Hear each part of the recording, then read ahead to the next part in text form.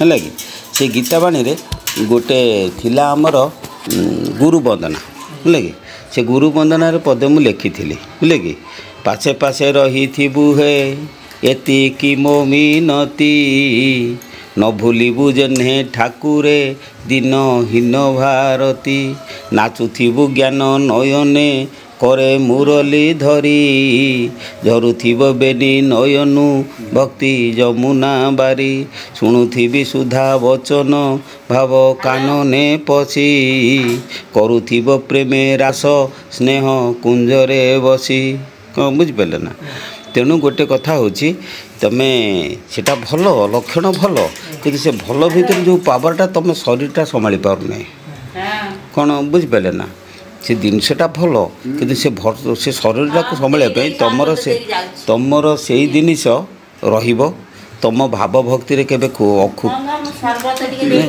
चीनी पानी पी दियो पेट थोड़े तुमर भाव भक्ति रे केबे क्षुण्ण हब नहीं भाव भक्ति जहाँ रही से किंतु सेटा को संतुलित करने आहरी त्वरान्वित करने मुझे ठाकुर विभूति देमी आमर यज्ञ विभूति ताकू पाइले ए कंपनटा आपंकर कमिज स्ट्रेंथटा बढ़ीज भक्तिटा रही भक्ति रे किसी असुविधा हेनी कहीं यहाँ सब बा फुल गोटे कथा जानवे जे विश्वगुरु बाबा फुल आध्यात्मिक छड़ा अन्य कौ बाट को जीव नहीं कि जाऊ नहीं कि क्या कथा चिंता करूना कौन बुझे ना तेणु समिति को कहे जहाँ मुझे जानी थी जदि कार किसी व्यतिक्रम हुए मु निर्विचार रे साहाय्य करी जो बाट कर जो ठाकुर को जप कर कि जो गुरु को दर्शन करुच से दर्शन कर चल किसी असुविधा नहीं किंतु तार स्ट्रेंथ बढ़ापे मुझे आपको देदेमी विभूति से विभूति टिके पाइब से नारायण का विभूति किसी असुविधा नहीं मठटा है आमर शाग कियारी आम जिते शाग को काटा सी गजरा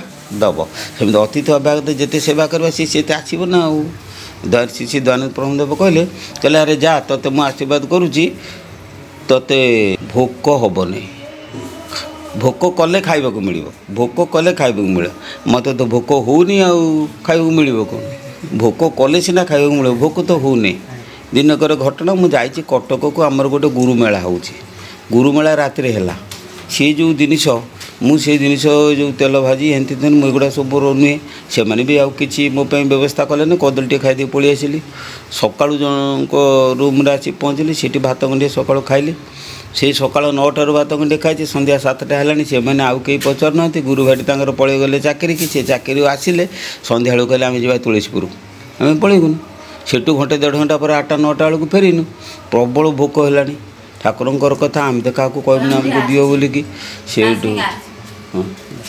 मन भितर रहा कौन जे ठाकुर बा कहते भोक कले खाइबा मिल मन पड़गला जो मन पड़गला गाड़ी घोड़ा चलची आम बाँरे चलीचु डाहाण पटे गोटे चा दुकानी से जो गोटे चा करके जड़े भद्रलोक को बढ़े दूची से भद्रलोकर नजर पड़गला आम उपर सी कौन कला ना हाथ टेकला रुओ बोलिकी आम रहीनु से सीधा आसिक हाथ टेकला आज्ञा टे जलखिया खाइबे ना नहीं जलिका खाइबा कथा दूरे तो मु तो आगे जयगुरु के दीपटा आगे नाची गली तापर जो कथा ए गुरु कहते भोक कले खाइबा मिल गुरु भाई अवश्य मना कले कहले ना ना आम जिमु आगे खाइमु किंतु मो माने गुरु को कथाटा तो प्रतिफलन है ना हैं नई रे भरा पानी माने वर्षा दिन नई बढ़ी संज है आसूची थरे भड़ा चलीगले आउ गोटे भड़ा आसला को निहाती घंटे लगे जाइबनी डंगा वाला डंगा छाड़ुची सी हूँ गोटे पठाण पिलाटी ता बाप भारी भल आम जन्मस्थान पाखे पठाण घर नई सेपटे अच्छा से पठाण हिंदू आम सब एक सब भल परस्पर भल पाती ता बाप मत भल पाए आ सी कहला ना मत मु पैसा जाते सी निए ना मु मोर सेमती पलाए से पिलाटी डंगा बहुची मुझे अरे रखुनु मुझी कहला तुम पैसा दबनी बुझिबनी मुझे पैसा रखी तो पैसा देमी हे नौनु पैसा कहला ना ना मोटे मु डंगा रखिबनी से डंगा नहीं पलैगला से घाट बंध उपरे गोटे ओस्त गछटे कौलिया ओस्त गछ छोट ओस्त गछटे अच्छी मुझे ओस्त गछ पाखे बची जाकि मुझे प्रभु तो संध्याटा तो दि जीवनी ना कहीं नई पार हेल्ले गले मुझे सेपटे संध्या देमी किंतु तो संध्याटा आज बंद आ मु तो जापर नहीं ସେଇଠୁ ବସି ଖାଲି ଦୀପ ଦମୁ ଖାଲି ଏତିକି ଠାକୁରଙ୍କୁ ସ୍ମରଣ କରିଛି। ଏଇ ତା ତଳେ ଆଉ ଗୋଟେ ଘାଟ ଅଛି। ସେ ଘାଟ ବାଲା ସେଠି ଲୋକ ଟିକେ କମ୍ ହୁଅନ୍ତି। ତା ନାଁ କେଳା ବୋଲିକି ସେ ଲୋକଟା ନା। ସେ ସେଇଠୁ କ'ଣ କଲା ନା ଡାକିଲା, କହିଲା କିଏ ଅଛ ଯିବ ଆସ ଆସ ଆସ। ମୁଁ କହିନି ଏ କେଳୁ ରହ ମୁଁ ଯିବି। ସେଇଠୁ ମୁଁ କହିନି କାହିଁ ତୁ କ'ଣ ଏମିତି ଚଞ୍ଚଳ ପଳଉଛୁ? କହିଲା ନା ନା ମୁଁ ରହିବିନି, ମୁଁ ଯିବି, ମୋର ଘରେ କାମ ଅଛି। ମୁଁ କିଏ ଯଦି ଥିବେ ମୁଁ ଡାକୁଛି, ମୁଁ ତାଙ୍କୁ ନେଇକି ପଳେଇବି। ବାସ୍ ସେ ମୋତେ ଡାକିଲା, ମୁଁ ସେଥିରେ ଗଲି, ସେପଟରେ ଯାଇକି ପହଞ୍ଚିଲି। ତେଣୁ ଗୋଟେ କଥା ହେଉଛି, ଆମେ ଯଦି ଠାକୁରଙ୍କୁ ନିର୍ଭର କରିଥିବା, ଠାକୁର ଆମକୁ ନିର୍ଭର କରିବେ। ଆମେ ଯଦି ଗୋଟେ ପାଦ ଚାଲିବା, ସିଏ ଆମକୁ 10 ପାଦ ଆଗେଇ ଆସିବ ଆମ ପାଖକୁ ନିଶ୍ଚୟ। ଗୋଟିଏ କଥା ହେଉଛି ସମର୍ପଣ। ଗୋଟେ କଥା ନାସ୍ତିକ ହେବାର କାରଣ ଚିତ୍ତ ଶୁଦ୍ଧ ରହୁନି ଲୋକଙ୍କର। ଚିତ୍ତ ଶୋଧନ କେବେ ହେଲେ ହେଉନି। ଚିତ୍ତ ଶୋଧନ ହେଲେ ସିନା କ'ଣ ହେବ। କଳିଯୁଗର ଗୋଟେ ମହାମନ୍ତ୍ର ମୁଁ ବାହାର କରିଛି, ତା ନାଁ ହେଉଛି କଳି ମହାମନ୍ତ୍ର। ଶୁଣିବ ନା ସେ ମହାମନ୍ତ୍ର? ସେ ମହାମନ୍ତ୍ର ନାମ ହେଉଛି ଓମ୍ ଟଙ୍ଗ ଟଙ୍କାଏ ନମଃ। କ'ଣ ବୁଝିପାରିଲେ ନା? ଏଇ ମହାମନ୍ତ୍ର ହେଉଛି ସାଧୁ କ'ଣ, ସନ୍ନ୍ୟାସୀ କ'ଣ, ସଂସାରୀ କ'ଣ, ସମସ୍ତଙ୍କର ଓମ୍ ଟଙ୍ଗ ଟଙ୍କାଏ ନମଃ। ସକାଳୁ ସକାଳୁ ସନ୍ଧ୍ୟା ଯେ ଜପ କରୁଛନ୍ତି, କେମିତି ପୁଳେ ଟଙ୍କା ମୋ ପାଖରେ ଆସିକି ପହଞ୍ଚିବ। ମନୁଷ୍ୟାଣାଂ ସହସ୍ରେଷୁ କ୍ୱଚିତ୍ ଯତତି ସୈଧୟେ ଯତ ତାମ ପିସିଧାନାଂ କ୍ୱଚିନ୍ ମାଂ ବେତି ତତ୍ତ୍ୱତଃ। ତେଣୁ ହଜାର ହଜାର ମଣିଷ ଭିତରୁ କେହି ମୋତେ ଜାଣିବା ପାଇଁ ଚେଷ୍ଟା କରନ୍ତି। ସେଇ ଜାଣିବା ଇଚ୍ଛୁକ ବ୍ୟକ୍ତି ହଜାର ହଜାର ଭିତରୁ ଜଣେ ଅଧେ କେହି ମୋତେ ତତ୍ତ୍ୱରେ ଜାଣନ୍ତି। ତତ୍ତ୍ୱରେ ସମସ୍ତେ କେହି ଜାଣନ୍ତି ନା।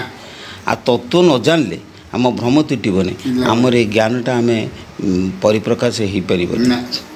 ଆମର ଗୋଟିଏ ଶବ୍ଦ ଦେଖନ୍ତୁ ଭାଗବତରେ କ'ଣ, କାଷ୍ଠ ପାଷାଣ ତରୁ ତୃଣେ ବସନ୍ତେ ଶରୀର ପ୍ରମାଣେ। ଏ ଗୋଟିଏ ଶବ୍ଦ ଆମେ ତର୍ଜମା କରିବା। ଆଉ ଭାଗବତ ତ କେତେ ବଡ଼, ସିଏ ତ ଚିନି କଣ୍ଢେଇ, ତାକୁ କେତେ ବଡ଼ ଶାସ୍ତ୍ର, ମୁଣ୍ଡ ପାଇବନି ଆମକୁ। ସେଥିପାଇଁ ଲେଖା ହେଇନି ମଝିରେ ମଝିରେ ନମସ୍ତୁତେ ବ୍ୟାସ ବିଶାଳ ବୁଦ୍ଧେ। ଆପଣ ବିଶାଳ ବୁଦ୍ଧ, ଆମର ଖାଲି ବୁଦ୍ଧ ନୁହନ୍ତି, ଆପଣ ହେଉଛି ବିଶାଳ ବୁଦ୍ଧ। ଆପଣଙ୍କୁ କୋଟି କୋଟି ନମସ୍କାର, କାହିଁକିନା ଆପଣଙ୍କ ଜ୍ଞାନକୁ ଆମେ କଳନା କରିପାରିବୁ ନାହିଁ। ତେଣୁ ସେ କହୁଛନ୍ତି ଏଇ ଯେଉଁ କାଷ୍ଠ ପାଷାଣ ଘର, ସେଥିପାଇଁ ଆମର ଦେଖନ୍ତୁ ପୁରାଣରେ ମଧ୍ୟ ଗୋଟେ ସରଳ କଥା ରହିଛି ଯେ ଖମ୍ବ ଭିତରୁ ନୃସିଂହ ଅବତାର ପ୍ରଭୁ ବାହାରିଲେ। ତା'ମାନେ ପ୍ରତ୍ୟେକ ଜାଗାରେ ଈଶ୍ୱର ସତ୍ତା ପରିପୂର୍ଣ୍ଣ ରହିଛନ୍ତି। ଏଇ ଯେଉଁ କଥାର ବୈଜ୍ଞାନିକ ପ୍ରମାଣଟା କ'ଣ ମୁଁ ବର୍ତ୍ତମାନ ଦେବା ପାଇଁ ବାହାରିଛି। ଯେ ଏଇ ଯେଉଁ ବିଶ୍ୱ ବ୍ରହ୍ମାଣ୍ଡରେ ବ୍ରହ୍ମସତ୍ତା ପରିପୂର୍ଣ୍ଣ ହୋଇକି ରହିଛି, ତା'ର ବୈଜ୍ଞାନିକ ପ୍ରମାଣଟା କ'ଣ ମୁଁ ଦେବା ପାଇଁ ଯାଇଛି। ଆଜି ଯେ ଶବ୍ଦ ହେଉଛି 4 ଭାଗରେ ବିଭକ୍ତ। ଆମର ଇଏ କହୁଛି, ଆମ ପଞ୍ଚସଖା ସାଧକମାନେ କହୁଛନ୍ତି ଶବ୍ଦ ହେଉଛି 4 ପ୍ରକାର। ଗୋଟେ ବର୍ଣ୍ଣ, ଗୋଟେ ମାତ୍ରା, ଗୋଟେ ଅର୍ଦ୍ଧମାତ୍ରା, ଗୋଟେ ହେଉଛି ବିନ୍ଦୁ। ଏଇ 4ଟା ଶବ୍ଦ ସେ କହୁଛନ୍ତି। ଏଇ 4ଟା ଶବ୍ଦ ବିଜ୍ଞାନରେ କେଉଁଠି ଅଛି? ମୁଁ ବହୁତ ଦିନ ହେଲା ଘାଣ୍ଟୁଛି। ହଁ ଅଛି, ହଁ। ଏଇଟା ଯଦି ନଡ଼ିଆ ସମସ୍ତେ କହିବେ ନଡ଼ିଆ। ଇଂରେଜ ଲୋକ କହିବାକୁ କୋକୋନଟ୍, କିନ୍ତୁ ହିନ୍ଦୀ ଲୋକ କହିବ ନାରିଏଲ। ଆମେ ଓଡ଼ିଆରେ କହିବା ନଡ଼ିଆ କିମ୍ବା ନାରିକେଳ। ଶବ୍ଦ ଭିନ୍ନ ଭିନ୍ନ, ବସ୍ତୁ ଏକ। ଏବେ ବୁଝିପାରିଲେ ନା? ଠିକ୍ ସେମିତି ଏଇ 4 ଶବ୍ଦ ବିଜ୍ଞାନ ବି କହିଛି, କିନ୍ତୁ ସେ ଜାଣିନାହିଁ ଯେ ସେ ଆମ 4 ଶବ୍ଦ ହେଉଛି ସେଇଟା ବୋଲିକି। କ'ଣ ବୁଝିପାରିଲେ ନା? ମୁଁ ସେଇଟା ପୁରା ଡିଟେଲ ପ୍ରମାଣ ସବୁ ଦିଆହେଉଛି ଯେ ଯେଉଁଟାକୁ ଆମେ ଆକାଶ ବୋଲି କହନ୍ତି। ଆମର ଗୋଟେ ଶବ୍ଦ ଅଛି ଦର୍ଶନରେ ଆକାଶ। ଆକାଶଟା କ'ଣ ତ ଆମେ ଜାଣିଛନ୍ତି, ଆମେ ବି ଜାଣିପାରୁଛନ୍ତି ଏଇଟା ଆକାଶ ବୋଲି। ନାହିଁ, ଆକାଶର ଭିତରି କଥା ଆମକୁ ପ୍ରାୟ ଅଜଣା ଅଛି। କ'ଣ ନେଲେ? ତେଣୁ ଆକାଶଟା କ'ଣ ଆମେ ଜାଣନ୍ତି ନାହିଁ। ସେଇ ଆକାଶଟାକୁ ବିଜ୍ଞାନ କହୁଛି ହଁ ଗୋଟେ ଆକାଶ ଅଛି। ବିଜ୍ଞାନ ମାନିଛି। ବିଜ୍ଞାନ କେତେବେଳେ ମାନିଲା କେଉଁ କଥାଟାକୁ ଆକାଶ କହୁଛି, ଆମେ କେଉଁ କଥାଟାକୁ ଆକାଶ କହୁଛୁ। ମୁଁ ଗୋଟେ ଛୋଟିଆ ପ୍ରମାଣ ଆପଣଙ୍କୁ ଦେବି, ଆପଣ ଜାଣନ୍ତୁ ଯେ ଭାଗବତ କହୁଛି ଆକାଶରୁ ପବନ ସୃଷ୍ଟି। ଆକାଶରୁ କେମିତି ପବନ ସୃଷ୍ଟି ହେଲା? ଆକାଶରୁ ପବନ ସୃଷ୍ଟି ବୁଝିଲେ କି? ବାୟୁଟା ଆକାଶରୁ ତିଆରି ହେଇଛି। ଆଚ୍ଛା, ଏଇଟା ଯଦି ବାୟୁଟା ଆକାଶରୁ ତିଆରି ହେଇଛି, ବିଜ୍ଞାନକୁ ଆସ ଦେଖିବା। ବାୟୁ ଅର୍ଥ ଗୋଟେ ବାଷ୍ପ ବା ଗୋଟେ ପଦାର୍ଥ ବା ଅଣୁପରମାଣୁ। ଏ ପଦାର୍ଥର ଅଣୁପରମାଣୁ ଗୁଡ଼ାକ ଆକାଶରୁ ତିଆରି ହେଇଛି, କିନ୍ତୁ ସିଏ କହୁନାହାନ୍ତି ସେଟାକୁ ଆକାଶ ବୋଲିକି। ସେ ତାକୁ ଆକାଶ ବୋଲି କହୁନାହାନ୍ତି। ସିଏ କହୁଛନ୍ତି ଏ ବିଶ୍ୱ ବ୍ରହ୍ମାଣ୍ଡରେ ଘେରିକି ଗୋଟିଏ ଫିଲ୍ଡ ରହିଛି, ଗୋଟେ ଶୂନ୍ୟ ରହିଛି। ସେ ଶୂନ୍ୟଟାକୁ ବୈଜ୍ଞାନିକ ପିଟର ହିଗ୍ସ ବାହାର କରିଥିଲେ। ସେ ଶୂନ୍ୟଟା ଅଛି ବୋଲିକି ସନ୍ଧାନ ଦେଇଥିଲେ। ତେଣୁ ତା ନାଁ ଦେଲେ ହିଗ୍ସ ଫିଲ୍ଡ, ହିଗ୍ସ କ୍ଷେତ୍ର ବୋଲିକି ତାକୁ କୁହାହେଉଛି। ସେ କହୁଛନ୍ତି ହିଗ୍ସ କ୍ଷେତ୍ରରୁ ପ୍ରତ୍ୟେକ ପଦାର୍ଥ ତିଆରି ହେଉଛି, ଅଣୁପରମାଣୁ ସୃଷ୍ଟି ହେଉଛି। ଆଚ୍ଛା, ହିଗ୍ସ କ୍ଷେତ୍ରରୁ ଯଦି ପଦାର୍ଥ ତିଆରି, ଆମର ଇଏ କହୁଛନ୍ତି ଆକାଶରୁ ପଦାର୍ଥ ତିଆରି, ବାୟୁ ତିଆରି। ସୁତରାଂ ସେ ହିଗ୍ସ କ୍ଷେତ୍ରଟା ହେଉଛି ଆକାଶ। ଯେଉଁଟାକୁ ବିଜ୍ଞାନ କହୁଛି ହିଗ୍ସ କ୍ଷେତ୍ର, ସେଇଟାକୁ ଆମେ କହୁଛୁ ଆକାଶ। କିନ୍ତୁ ସେ ଏବେ ବୈଜ୍ଞାନିକ ହେଇକି ସେ ଏଇ କଳି ଯୁଗରେ କହିଲେ, କିନ୍ତୁ ବ୍ୟାସଦେବ ଦ୍ୱାପର ଯୁଗରୁ ସେ ଆକାଶର ହିଗ୍ସ କ୍ଷେତ୍ରର ସନ୍ଧାନ ପାଇଥିଲେ। ପାଇ ସେ କହିଥିଲେ ଯେ ଆକାଶରୁ ବାୟୁ ତିଆରି ହେଉଛି। ଆଚ୍ଛା, ପୁଣି ବର୍ତ୍ତମାନ ଆକାଶର ଯେଉଁ ଗୁଣ ହେଉଛି ଶବ୍ଦ। ଆକାଶର ଗୁଣ ଶବ୍ଦ। ଆକାଶରେ ହିଁ କେବଳ ଆକାଶରୁ ହିଁ ଶବ୍ଦ ସୃଷ୍ଟି, ଆଉ କେଉଁଠି ନାହିଁ। ଆଚ୍ଛା, ସେଇ ଶବ୍ଦ କି ଶବ୍ଦ? ଆକାଶରେ ଯେଉଁ ଶବ୍ଦ ନା, ସେ ଶବ୍ଦ ପଞ୍ଚସଖା ସାଧକମାନେ କହୁଛନ୍ତି ଆକାଶରେ ଯେଉଁ ଶବ୍ଦ ଅଛି ସେ ହେଉଛି ଅର୍ଦ୍ଧମାତ୍ରା ଆଉ ବିନ୍ଦୁ। ଅର୍ଦ୍ଧମାତ୍ରା ବିନ୍ଦୁ ଏଇ ଦୁଇଟା ଶବ୍ଦ ଆକାଶରୁ ସୃଷ୍ଟି ହୁଏ। ମାତ୍ରା ଏବଂ ବର୍ଣ୍ଣ ଏଇ ଦୁଇଟା ଶବ୍ଦ ପବନରେ ସୃଷ୍ଟି ହୁଏ। ବର୍ଣ୍ଣ କାହାକୁ କୁହାଯାଏ ନା, ମୁଁ କହୁଛି ଆପଣ ଶୁଣୁଛନ୍ତି, ଏଇଟା ବର୍ଣ୍ଣ। କିନ୍ତୁ ମାତ୍ରା କିଏ ସେ ନା, ମୁଁ କହିବି ଆପଣ ଶୁଣିପାରିବେନି। ଆପଣ ବିଶ୍ୱର ବାବାକୁ ଆପଣ ଗାଳି ଦେଉନାହାନ୍ତି ପୁରା ମନେ ମନେ ରାଗିକି, କାରଣ ଆପଣ ଯାଇ ମଠରେ ପହଞ୍ଚିଲେ ସେ ଦୂର ମାରିକି ଆପଣଙ୍କୁ ଗୋଡ଼େଇ ଦେଲେ, ଆପଣ କେବେ ଭଲ ପାଇବେ ନା? ସାଙ୍ଗେ ସାଙ୍ଗେ ଗାଳି ଦେଲେ। କିନ୍ତୁ ଯେଉଁ ଗାଳିଟା ଦେଲେ, ଆପଣ ଗାଳି ଦେଲେ, ଆପଣ ଶୁଣୁଛନ୍ତି, କିନ୍ତୁ ବାବା ଶୁଣିପାରୁନାହାନ୍ତି। ତଥାପି ସେ ଗୋଟେ ଶବ୍ଦ ନା। ଆଉ ଯେଉଁ ଶବ୍ଦ ବ୍ୟକ୍ତି ଉଚ୍ଚାରଣ କରେ, ନିଜେ ଶୁଣେ, ଅନ୍ୟକୁ ଶୁଣି ଅନ୍ୟ ଶୁଣିପାରେ, ଅନ୍ୟ ବ୍ୟକ୍ତି ଶୁଣିପାରେନି, ତାକୁ କୁହାଯାଏ ମାତ୍ରା। ତଥାପି ଏ ମାତ୍ରା ଏବଂ ଶବ୍ଦ ଏ ଦୁଇଟା ପବନରେ ସଞ୍ଚାରିତ ହୁଏ। ମୋ କଥା ବୁଝିଲେ ନା? ଆଚ୍ଛା, ଯେତେବେଳେ ପବନ ଧ୍ୱଂସ ପାଇଗଲା, ବିଶ୍ୱ ଧ୍ୱଂସ ପାଇଗଲା, କଠିନ ତରଳ ବାଷ୍ପ ତାପ ସବୁଗୁଡ଼ାକ ବିଶ୍ୱ ପ୍ରଳୟରେ ଧ୍ୱଂସ ହୋଇଗଲା, ରହିଲା କିଏ ସେ ନା ଆକାଶ। ତେଣୁ ଆକାଶରେ ଯେଉଁ ଶବ୍ଦ ସେ ପବନରେ ସଞ୍ଚାରିତ ହୋଇପାରେ ନା, କିନ୍ତୁ ତଥାପି ସେ ହେଉଛି ଶବ୍ଦ। ତେଣୁ ସେ ଶବ୍ଦ କ'ଣ ନା, ସେ ଶବ୍ଦକୁ ଆମର ପଞ୍ଚସଖା ସାଧକମାନେ କୁହନ୍ତି ଅର୍ଦ୍ଧମାତ୍ରା ଆଉ ମାତ୍ରା, ଏ ଦୁଇଟା ଶବ୍ଦ ବୋଲି କୁହନ୍ତି। ମୁଁ ଆଜି ସକାଳେ ସନ୍ଧାନ ପାଇନି ସେଇ ଯେଉଁ ହିଗ୍ସ ଫିଲ୍ଡ ଦୁଇ ଭାଗରେ ବିଭକ୍ତ। କ'ଣ ବୁଝିପାରିଲେ ନା? ଗୋଟେ ହେଉଛି ଅନଷ୍ଟେବଲ୍, ଆଉ ଗୋଟେ ହେଉଛି ଷ୍ଟେବଲ୍। ଗୋଟିଏ ହେଉଛି ମାନେ ଅସ୍ଥିର, ଆଉ ଗୋଟେ ହେଉଛି ସ୍ଥିର। ଦୁଇ ପ୍ରକାରର କ୍ଷେତ୍ର ଅଛି ହିଗ୍ସ କ୍ଷେତ୍ର। ଗୋଟିଏ ଅସ୍ଥିର କ୍ଷେତ୍ର, ଆଉ ଗୋଟେ ହେଉଛି ସ୍ଥିର କ୍ଷେତ୍ର। ତେଣୁ ଅସ୍ଥିର କ୍ଷେତ୍ର ଯେଉଁଟା, ସେଥିରେ ଅର୍ଦ୍ଧମାତ୍ରା। ଅସ୍ଥିର ମାନେ ହିଁ କମ୍ପନ ହେଉଛି ନା, ଅସ୍ଥିର ମାନେ ହିଁ କମ୍ପନ। ଯେଉଁଠି ଟିକେ ଚଳନ ସୃଷ୍ଟି ହେଲା ତାହା ହିଁ ହେଉଛି କମ୍ପନ। ତେଣୁ ଯେଉଁ କ୍ଷେତ୍ରଟି ଅସ୍ଥିର କ୍ଷେତ୍ର ବୋଲି କହୁଛନ୍ତି, ଆମେ ତାକୁ କହିବା ଅର୍ଦ୍ଧମାତ୍ରା। ସେ କହୁଛନ୍ତି ସେ ଅସ୍ଥିର କ୍ଷେତ୍ରରେ ଯେତେବେଳେ ତାର ସେଇଠୁ ସେ ଯେଉଁ ଅସ୍ଥିର କ୍ଷେତ୍ରଟା କ'ଣ ହୁଏ ନା, ଯେତେବେଳେ ତାର ଏନର୍ଜିଟା ଲୋ ହୋଇଯାଏ, ହାଇ ଅଛି ବୋଲି ଅସ୍ଥିର ହେଉଛି, ଏନର୍ଜି ଯେତେବେଳେ ଲୋ ହୋଇଯାଏ ସେ ଷ୍ଟେବୁଲ୍ ହୋଇଯାଏ, ଅର୍ଥାତ୍ ସ୍ଥିର ହୋଇଯାଏ। ତେଣୁ ଯେତେବେଳେ ସ୍ଥିର ହୁଏ ତାକୁ କୁହାଯାଏ ବିନ୍ଦୁ। କାହିଁକିନା ବିନ୍ଦୁର ଉଚ୍ଚାରଣ କେହି କରିପାରନ୍ତି ନାହିଁ। ତେଣୁ ଯେତେବେଳେ ଶକ୍ତିଟା ସ୍ଥିର ରୂପରେ ଅବସ୍ଥାନ କରେ, ସେଇଟା ହେଉଛି ସେଠି ସେ ଶବ୍ଦଟି ବିନ୍ଦୁ ରୂପରେ ରହେ। ଯେତେବେଳେ ଅସ୍ଥିର ହୁଏ ଅର୍ଦ୍ଧମାତ୍ରାର ରୂପରେ ହୁଏ। ତେଣୁ ହିଗ୍ସ ଫିଲ୍ଡ ଯେତେବେଳେ ଅସ୍ଥିର ସ୍ଥିର ଦୁଇଟା ମାନେ ଷ୍ଟେଟ୍ରେ ସେ ରହିପାରୁଛି, ତେଣୁ ସେଥିରେ ଅର୍ଦ୍ଧମାତ୍ରା ମାତ୍ରା ଦୁଇଟା ଶବ୍ଦ ସୃଷ୍ଟି ହୁଏ।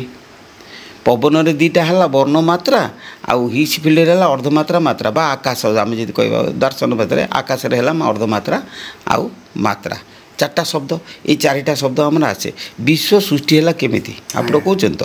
ଶୁଣନ୍ତୁ, ବଡ଼ ସୁନ୍ଦର କଥା ଆପଣ ପଚାରିଲେ ଯେ ମୋର ମାନେ ସ୍ୱ ଅନୁଭୂତି, ଏ ଅନୁଭୂତି ମୋର ଅନୁଭୂତି ଯେ ଯେତେବେଳେ ବୈଜ୍ଞାନିକମାନେ କହିଲେ କିଛି ନାହିଁ ଶୂନ୍ୟଟା, ସେଠୁ ପଦାର୍ଥ ତିଆରି ହେଉଛି। এটা ଗୋଟେ ଆଶ୍ଚର୍ଯ୍ୟ କଥା ନୁହେଁ। ଶୂନ୍ୟରୁ ପଦାର୍ଥ ତିଆରି, এটা ବୈଜ୍ଞାନିକ ଆଇନଷ୍ଟାଇନ୍ 1905 ମସିହାରେ ଡିକ୍ଲେୟାର କଲେ ଶକ୍ତି ଗୁଡ଼ାକ ଜମାଟ ବାନ୍ଧି ପଦାର୍ଥ ହେଉଛି। ପଦାର୍ଥ ବୋଲି ଗୋଟେ ଜିନିଷ କିଛି ଜଗତରେ ନାହିଁ। ଶକ୍ତିର ଜମାଟ ବନ୍ଧା ଅସ୍ତିତ୍ୱକୁ ଆମେ ପଦାର୍ଥ କହିବା। ଉଦାହରଣ ସ୍ୱରୂପ ବରଫ ବୋଲି ଜଗତରେ କିଛି ନାହିଁ। ଜଳ ଜମାଟ ବାନ୍ଧିଲେ ବରଫ ହେବ।